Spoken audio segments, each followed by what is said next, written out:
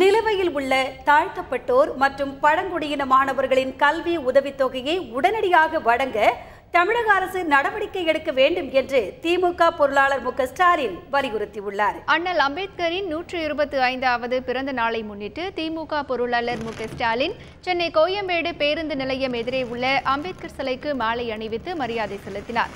பின்னர் செய்தியாளர்களிடம் பேசிய அவர், நிலுவையில் உள்ள தாழ்த்தப்பட்டோர் மற்றும் பழங்குடியின மாணவர்களின் கல்வி உதவித்தொகையை உடனடியாக வழங்க தமிழக அரசு நடவடிக்கை எடுக்க வேண்டும் என கேட்டுக் கொண்டார்.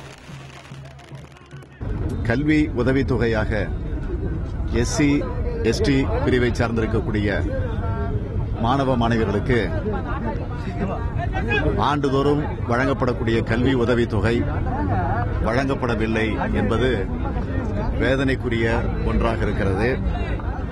2014-15 ஆண்டில் 6 லட்சம் மாணவர்களுக்கு கல்வித்தொகை இதுவரை வழங்கப்படவில்லை. அதிலே குறிப்பாக பொறியியல் கல்வியிலே பயிலக்கூடிய 1.5 லட்சம் பேர் தேர்வு எழுத முடியாத நிலை உருவாக்கப்பட்டிருக்கிறது.